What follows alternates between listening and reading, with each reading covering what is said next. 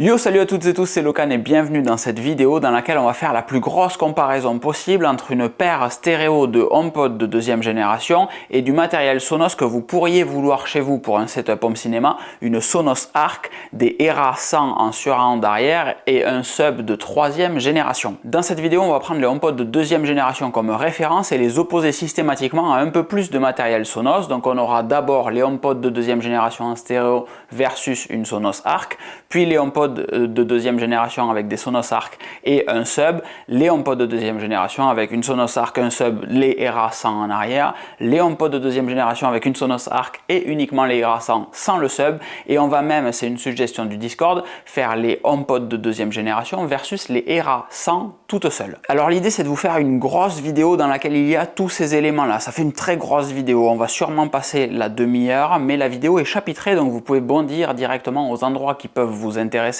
pour ne pas perdre de temps. Sinon, vous pouvez aussi regarder cette vidéo en plusieurs étapes. Deux choses là-dessus. Le pourquoi de cette vidéo, c'est tout simplement que je trouvais pas de contenu qui répondait à ma question de savoir si ma paire de HomePod stéréo était bien, mieux, moins bien qu'une Sonos Arc, qu'un kit home cinéma Sonos. Et donc, je me suis dit, je vais tout commander et je vais faire le test moi-même. Et la deuxième chose importante de cette vidéo, c'est que tout ce matériel a été payé avec ma propre carte bancaire. Sonos ne m'a rien envoyé, Apple ne m'a rien envoyé. L'immense avantage de ce processus, c'est que je dis réellement ce que je veux, ce que je pense. Tout a été fait avec ma CB et mes deux petites oreilles, l'appareil photo qui est en face évidemment pour vous partager tout ce contenu, mais c'est pour ce type d'article que je vous rappelle régulièrement qu'il est très important quand les vidéos vous font gagner du temps et ou de l'argent, de considérer le petit bouton pour faire un don en bas à droite, de remplacer votre lien Amazon par le lien traqué qu'il y a dans la description de cette vidéo, ou tout simplement de venir faire un saut sur le Discord pour participer au behind the scene de tous ces tests et arriver avec des suggestions ou avoir les infos avant certains dans ce genre de situation. Pas besoin de faire plus long aujourd'hui, on va directement s'attaquer au déballage du matériel et ensuite encore une fois la vidéo est chapitrée, je vous laisse bondir au moment qui vous intéresse. C'est parti! Quand je commande le matériel Sonos nécessaire à réaliser cette vidéo, on est à plus de 2500 € de matériel versus une paire de HomePod qui elle vaut 350 x 2, 700 €. Important de préciser en début de cette vidéo que la Sonos Arc comme le sub de troisième génération sont dédiés à des très grands espaces, ce qui n'est clairement pas le cas de mon salon, et techniquement une BIM de deuxième génération avec un sub classique, un mini sub je crois qu'il s'appelle, aurait nettement pu suffire. Mais on teste le plus gros ici pour voir ce que donne une Arc, un gros sub des Era 100 versus une paire de HomePod. La paire de Era 100 arrive dans un colis qui regroupe le carton des deux Era 100 et là on récupère tout ce qu'on est en droit de s'attendre, un colis relativement bien fait. À l'intérieur du carton, les Era 100 qui vont en plus avoir tous les câbles fournis à l'intérieur, notamment le câble d'alimentation qui permet de brancher l'enceinte sans se soucier de quoi que ce soit. Quand on déballe le sub de troisième génération, c'est exactement la même chose. Le carton vient protéger le carton du sub lui-même. Le carton est donc totalement anonymisé, c'est ultra intéressant. Quand on déballe le sub et qu'on vient le brancher ensuite sur une prise électrique, le protocole d'association se fait via une puce NFC. Le câble lui aussi est fourni. Le sub est très gros, très lourd. Ça manque clairement de poignée au moment où on veut sortir le carton Sonos du carton marron qui sert à l'anonymisation.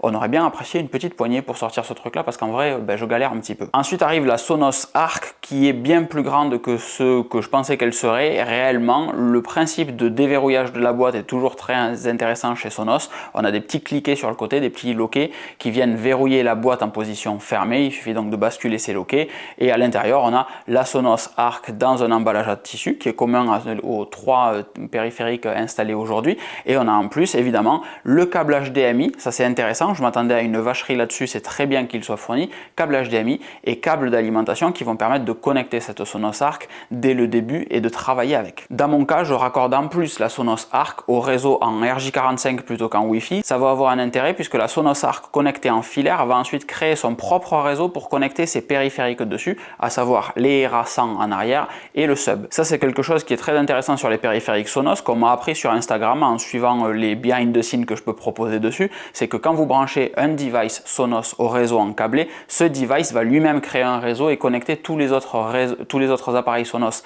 à ce réseau Sonos, et ça apporte davantage de robustesse. Donc si vous avez la possibilité de relier un truc en RJ45, faites-le, c'est vraiment cool. Et maintenant, une fois qu'on a tout déballé, il nous reste à installer, et on commence donc par la Sonos Arc qu'on va ensuite comparer au HomePod. Bon, l'idée ça va être de connecter la barre de son derrière moi entre les deux HomePod. Et chez moi, comme vous le voyez, la barre de son est reliée comme ceci. Donc j'ai l'alimentation à gauche, l'HDMI à droite et le réseau qui va se retrouver au milieu. Sans vous dire trop de bêtises, la Sonos Arc est composée de 11 haut-parleurs. On va avoir 2 haut-parleurs d'élévation ici, puisque c'est une enceinte qui est compatible Dolby Atmos, donc l'idée c'est d'avoir du volume sur la scène sonore. On va en avoir sur le côté ici, d'autres qui vont projeter un petit peu plus large là, et évidemment des haut-parleurs qui vont vers l'avant, puisque c'est pour du home cinéma, il va nous falloir un équivalent d'enceinte centrale pour être en capacité de proposer des voix, des dialogues clairs.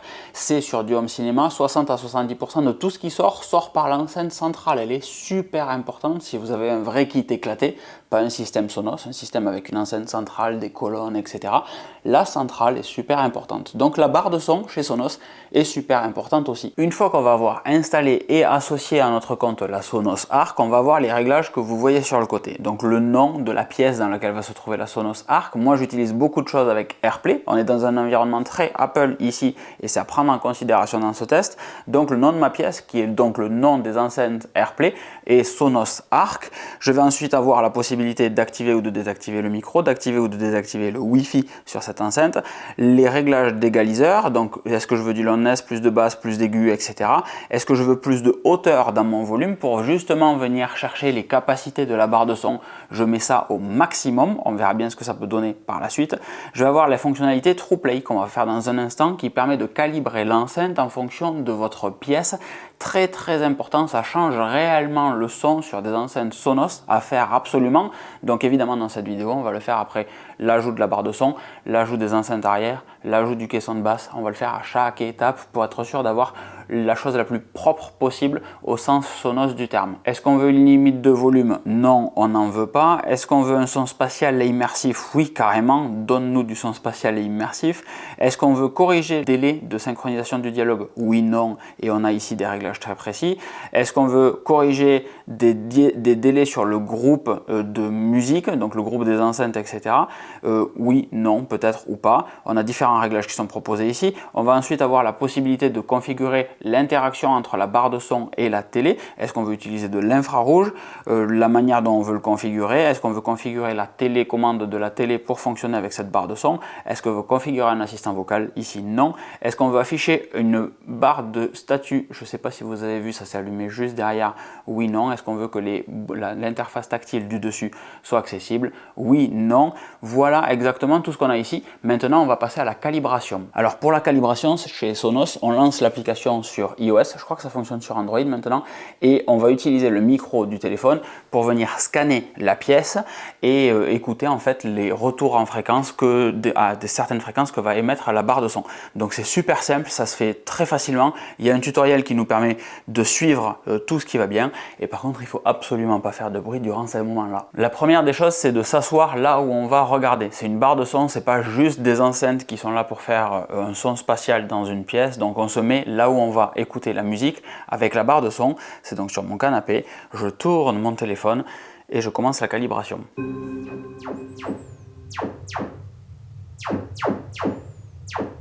La barre de son est maintenant calibrée, donc je vous propose de faire un petit test. On va filmer comme ceci et on va mettre un micro à droite, un micro à gauche. Si vous avez un casque, c'est le moment de le mettre ou juste des écouteurs, histoire d'avoir la spatialisation. J'ai aucune idée de ce que ça va donner, mais on va essayer de faire les choses bien pour que vous puissiez vous rendre compte du son de l'enceinte. On va d'abord tester sur des trailers vidéo l'enceinte Sonos Arc versus la paire de HomePod stéréo. Is that a rifle? You know what a rifle looks like? It's just swords were your thing and guns were mine. But I guess we're both doing guns now. I just didn't know that. Well, that's intense. I'll get ready. He'll be here any minute. Is that a rifle? You know what a rifle looks like? It's just swords were your thing and guns were mine. But I guess we're both doing guns now. I just didn't know that. Well, that's intense. Ceci étant fait, on va maintenant tester la partie musique Sonos Arc. La source est Apple Music en lossless ou en Atmos. Sonos Arc donc versus HomePod de deuxième génération. Bon, déjà le premier gros constat dans cette vidéo, c'est que dès qu'il y a du son, la paire de HomePod s'en sort mieux, puisqu'on a la sensation d'avoir réellement du stéréo et les aigus sont plus précis, les basses descendent plus graves. Pour autant, la barre de son s'en sort largement mieux sur les voix et dès qu'on parle de vidéo en réalité. C'est assez bluffant parce qu'on aurait tendance à penser que si c'est mieux, c'est toujours mieux. Et en fait, c'est pas le cas. La barre de son s'en sort réellement mieux pour l'isolation des voix. C'est exactement ce que dit Sonos sur leur site. Quand on a des voix sur un site sur une vidéo, on a réellement la sensation qu'elles viennent du milieu de l'écran et la clarté des voix est réellement très appréciable. C'est bien plus distinct. Dans la scène des vaisseaux spatiaux sur le trailer des Gardiens de la Galaxie, on a nettement une dissociation entre les voix et les bruits d'ambiance, alors que sur les HomePod, tout se mélange un petit peu et ça brouille un petit peu les voix. La différence est réellement notable. It is our duty to cleanse the universe of this weakness. It is our duty to cleanse the universe of this weakness. On parle d'une barre de son à 1000 € versus des HomePod à encore une fois 700 €. Sur de l'audio, les HomePod sont meilleurs, il n'y a pas vraiment de question. Sur de la vidéo, très souvent la barre de son est meilleure. Ça se joue à pas beaucoup sur l'un comme sur l'autre, mais en fonction de l'usage, on choisirait plutôt l'un ou plutôt l'autre. Là pour l'instant, c'est pas très tranché. Donc ce que je vous propose de faire paradoxalement, ça va être de rajouter un caisson de graves qui va avoir le double effet qui se coule de rajouter des graves dans la pièce, évidemment, genre beaucoup, parce qu'il est vraiment prévu pour des très grosses pièces ce machin, mais aussi et surtout de permettre à la barre de son de se décharger des graves, elle les gère plus, donc elle va pouvoir avoir plus de précision sur les aigus et les médiums, et c'est littéralement ce qui lui manque par rapport au HomePod. Donc on devrait se rapprocher d'un truc plus précis que les HomePod, tout en ayant davantage de graves puisqu'on a le caisson qui arrive dans la pièce et ça c'est assez compliqué à se représenter mais c'est super important en fait. Dès qu'on rajoute un caisson, les enceintes ont plus de place, plus de latitude pour être plus précises sur les aigus et les médiums. Ça améliore les aigus et les médiums, réellement, pas que chez Sonos. Donc chez moi la zone d'écoute elle se situe ici sur le canapé, face à la télé, vous êtes presque au niveau de la télé à 50 cm près et le caisson se situe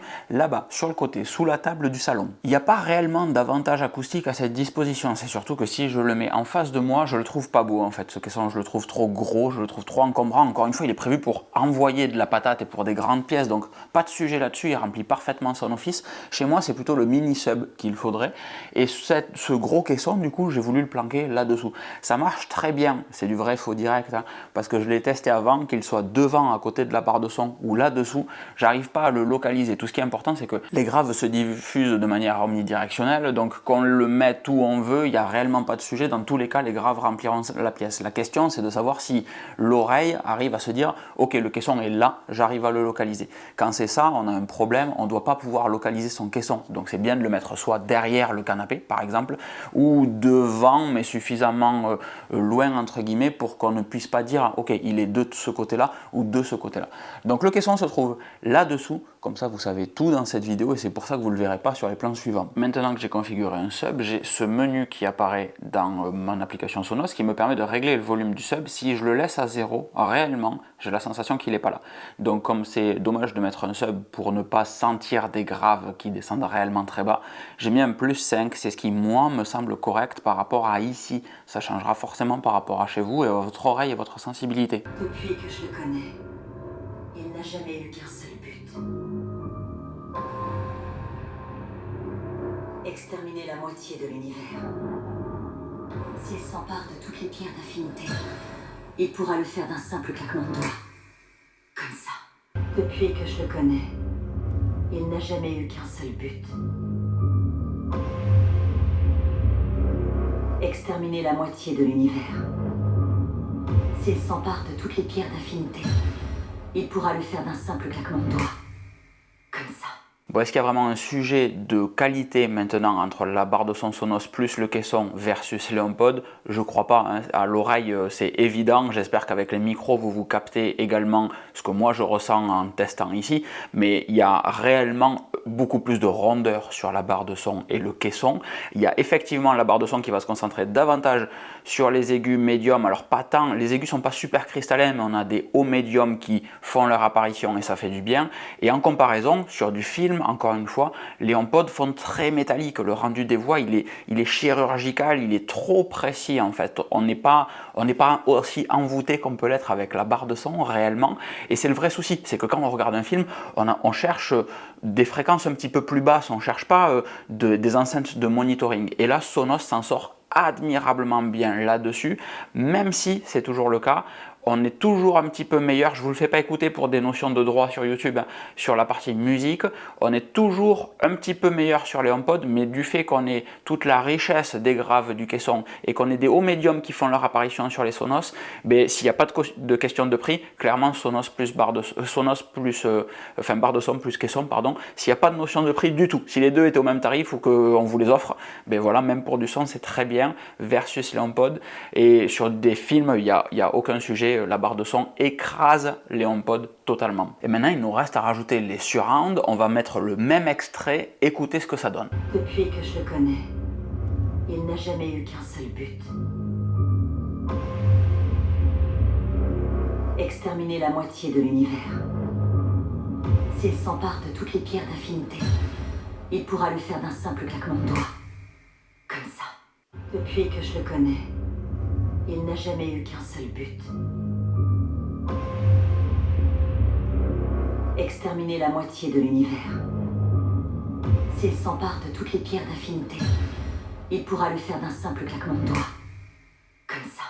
Et c'est ça le problème avec des enceintes surround, c'est que souvent, pas tout le temps, mais souvent, si le passage que vous écoutez n'utilise pas d'enceinte surround, eh bien, il se passe rien en fait. Vous avez acheté des enceintes pour rien. C'est pour ça que personnellement, j'ai revendu tout mon système Klipsch en 5.2.2 parce que réellement, l'immense majorité du temps, les enceintes latérales, elles servent pas à grand chose. Ici, c'est un petit peu mieux puisque le système Sonos va se servir des enceintes arrière pour apporter un petit peu de profondeur à ce que peut faire la barre de son et le caisson. Donc réellement, ça c'est intéressant parce que vous n'aurez pas que les sons qui sont censés sortir à l'arrière, c'est du Dolby Atmos, donc encore une fois, le système dans son entièreté essaye de restituer le son qui est prévu par l'ingé son. On n'est plus comme à l'époque où on avait des enceintes qui avaient leur canal audio dédié. Là, la magie du Dolby Atmos, c'est qu'on a une représentation dans l'espace des sons et un son qui est censé apparaître en haut à gauche, et bien, le système que vous allez avoir va faire du mieux qu'il peut pour essayer de reproduire ce son en haut à gauche. On a une représentation 3D du son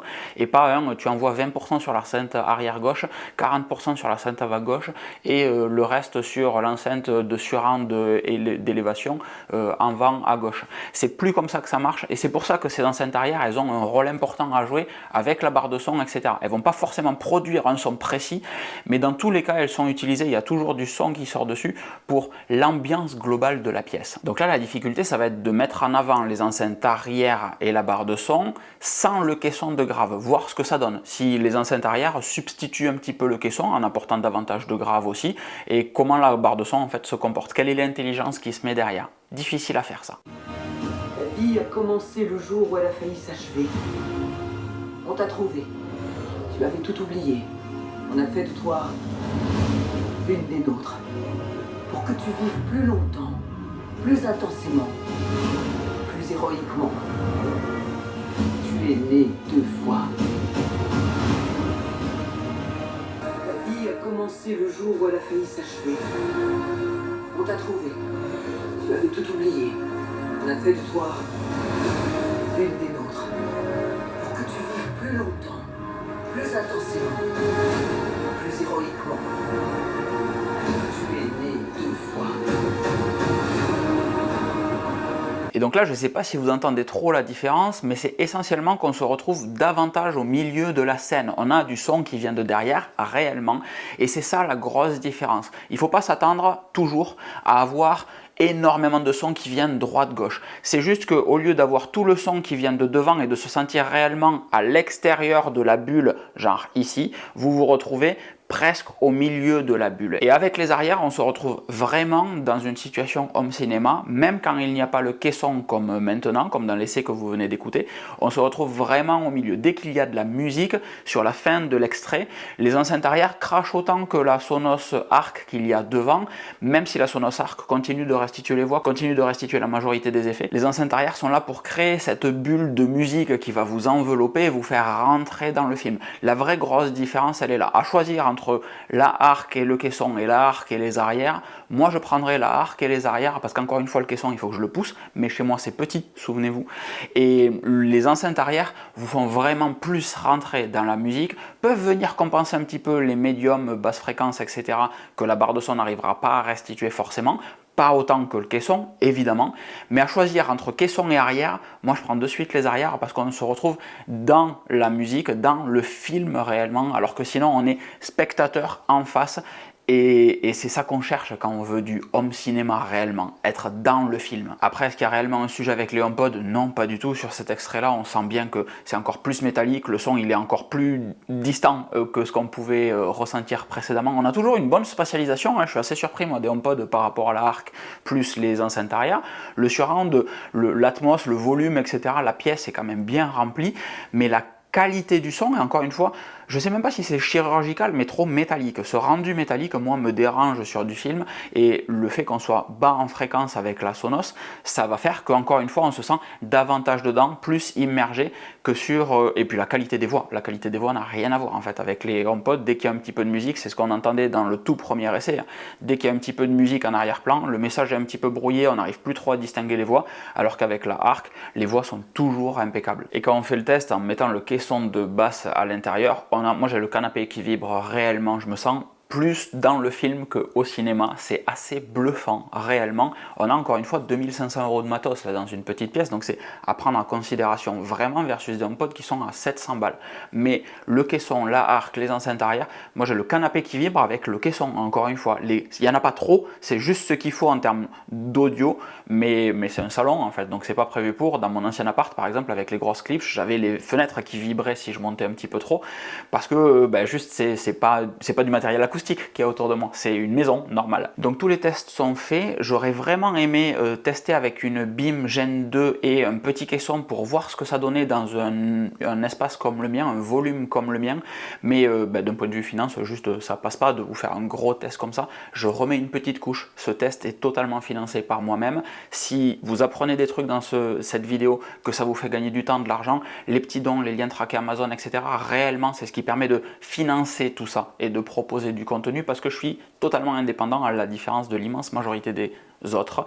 Le test avec la Beam Gen 2, ça aurait été quelque chose de très intéressant, je pense, parce qu'elle est évidemment moins puissante, moins de grave que la Arc.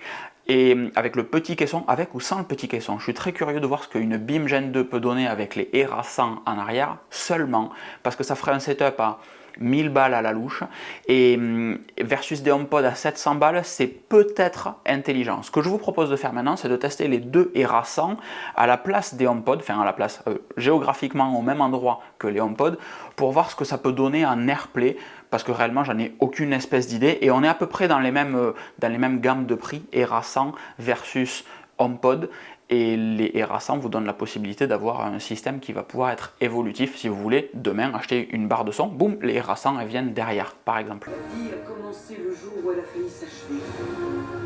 On t'a trouvé. Tu avais tout oublié. On a fait de toi l'une des nôtres.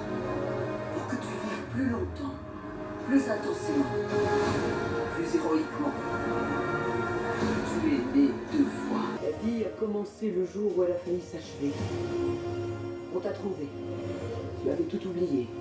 On a fait de toi l'une des nôtres. Pour que tu vives plus longtemps, plus intensément, plus héroïquement. les deux fois. Bon voilà, c'est terminé. On a fait tous les tests en réalité. On a testé la Sonos Arc versus une paire d'HomePod Gen 2, la Sonos Arc et le caisson pour soulager la Sonos Arc des basses fréquences et augmenter les aigus versus des HomePod Gen 2. On a testé la Sonos Arc avec les surround ERA 100 versus les HomePod Gen 2. On a testé tout l'ensemble et c'est délirant. On a testé les HomePod Gen 2 versus les ERA 100 en satellite, en enceinte principale en réalité.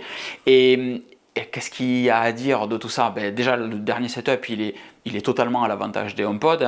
C'est pour ça que j'attaque directement avec la conclusion. Des ERA 100 à la place des HomePod, le son n'est pas bon, c'est pas comparable non plus. On est vraiment sur un son très orienté médium sur les ERA 100 et on a surtout deux enceintes stéréo. On n'a rien qui projette sur les côtés, on n'a pas de scène spatiale, rien du tout. Pour autant, les voix sont meilleures avec les ERA 100, peut-être parce qu'on a davantage de médium et que dans cette partie-là du spectre, la qualité des voix est mieux restituée. Mais à moins que vous vous disiez, je prends des ERA 100 aujourd'hui et demain je prendrai une barre de son et les ERA iront derrière, n'achetez pas les ERA en premier, c'est pas le bon calcul. Prenez une Beam Gen 2, prenez une Arc et dans un deuxième temps, mettez du surround derrière, mais elles ne sont pas prévues pour être des enceintes frontales, très clairement. Ensuite, si on prend la Sonos Arc versus les HomePod Gen 2 en paire stéréo, je suis quand même très agréablement surpris par la Sonos Arc et par la quantité de graves qu'elle est capable de restituer, même si les HomePod sont meilleurs sur ce domaine-là. Sur la partie son, sur ce setup-là, la partie musique va être meilleure avec les HomePod, la partie vidéo va être meilleure avec la Arc. Donc à vous de voir comment vous allez utiliser ça. Il y a de très fortes chances que si vous preniez une barre de son, ça soit pour privilégier la vidéo, et donc la Sonos Arc, surtout en promotion en ce moment, sera d'autant plus intéressante pour vous qu'une paire de HomePod Gen 2. Encore une fois, j'aimerais bien tester la Beam Gen 2 versus une paire de HomePod Gen 2, donc si vous n'êtes pas abonné à cette chaîne, c'est peut-être l'occasion de le faire parce que je pense qu'une vidéo sur ce sujet-là sortira bientôt. Et puis après, c'est masterclass, évidemment, dès qu'on rajoute un caisson de grave, on a encore plus de son que sur les HomePod versus la Sonos Arc, c'est totalement normal, le caisson crache énormément de basses fréquences et de très basses fréquences. Encore une fois, moi j'ai le canapé qui vibre quand j'écoute avec, mais c'est prévu pour des très grands espaces. La Sonos Arc comme le Sub Gen 3 sont prévus pour des très grands espaces. J'ai pas un très grand volume ici, j'ai un salon, tout ce qu'il y a de plus normal, donc encore une fois c'est plus une Beam Gen 2 qui conviendrait avec le mini Sub à la maison que ce matériel là qui est trop puissant pour chez moi. Et c'est pour ça que ici, dans ce volume-là, la Arc, elle pourrait limite se suffire à elle-même sans le caisson de grave. Ça dépend aussi de si vous avez des voisins ou pas, parce que réellement, le caisson, moi je l'ai monté à plus 5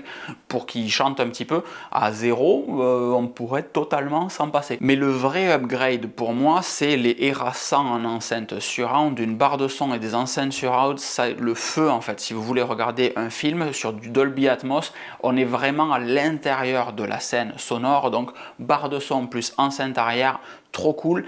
Est-ce qu'il faut une Arc ou une Beam? Je ne sais pas vous le dire. Et c'est ce qui me frustre un petit peu à la fin de cette vidéo, c'est que j'aimerais vous dire, pour un budget raisonnable, 1000 balles à peu près, prenez une Beam et des ERA 100 en arrière et c'est trop cool. Je sais pas, j'ai pas de Beam, je suis désolé, je peux pas vous dire ça. Donc on a forcément un budget supérieur sur Sonos avec ce que je vous présente aujourd'hui par rapport au HomePod Gen 2 qui pour le coup s'en sortent quand même très bien. Le son est un petit peu métallique sur du film, etc. La partie voix, ça va être trop incisif, trop tranchant par rapport à la Sonos, mais gardez à l'esprit que c'est toujours un par rapport. Jusqu'à maintenant, j'avais les HomePod Gen 2, je m'en suis jamais plaint, et si je voulais tester la partie Sonos, c'était pas parce que je trouvais le son trop métallique, c'était parce que je voulais voir ce que ça donnait d'avoir des retours arrière et davantage de spatialisation. Ce problème de son métallique, il est mis en exergue uniquement parce que j'ai une barre de son en comparaison. C'est la même chose que quand vous allez chez Boulanger, Darty, la Fnac et que vous regardez toutes les télés dans le rayon, elles sont toutes à 100 de luminosité, et quand vous regardez, quand vous les comparez, oui, il y en a toujours une qui est incroyable par rapport aux autres télés, mais vous prenez la plus pourrie du rayon, elle sera toujours mieux que celle que vous avez à la maison chez vous. C'est juste que quand on compare, évidemment, il y a forcément des éléments de comparaison et des trucs qui sortent comme ça, alors qu'on s'en était pas rendu compte jusqu'à maintenant. Sur le cas des HomePod, c'est totalement le son un petit peu métallique, mais c'est des très bons haut-parleurs, que ce soit pour de la musique ou que ce soit pour du film. À 700 € la paire aujourd'hui, c'est une paire de ERA 100 Et c'est pas bon les ERA 100 tout seul. Les HomePod sont réellement très cool. Une Sonos Arc peut être intéressante avec la promo en ce moment, ou peut-être même en mettant 300 balles de plus, parce que le système va être évolutif. À la Worldwide Developer Conference de lundi, Apple n'a rien annoncé qui permettrait de mettre 4 HomePod pour créer une scène sonore incroyable. Je suis persuadé que ça viendra, mais c'est pas pour cette année. Donc si vous voulez un système dans les 700 à 1000 balles, une Sonos Arc ou une Beam, encore une fois, j'en ai aucune idée, que vous pouvez ensuite faire évoluer en rajoutant des ERA 100 derrière, c'est peut-être et sûrement même le bon calcul. Voilà la conclusion de cette vidéo. Si vous avez des questions sur quoi que ce soit, n'hésitez pas à les mettre dans les commentaires de cette vidéo. Je lis tous les commentaires dans tous les cas. Et si j'ai la réponse, eh bien, je ferai de mon mieux pour vous répondre et vous expliquer ce que j'ai pu ressentir moi au moment de ce test. Si ça vous a plu, c'est super important de mettre un petit pouce, vraiment, j'insiste, de partager cette vidéo peut-être à quelqu'un autour de vous et de vous abonner si ce n'est pas le cas. Comme ça, je vous donne rendez-vous dans la prochaine vidéo et je vous souhaite une excellente fin de journée. Je vous dis à très vite. Ciao, ciao.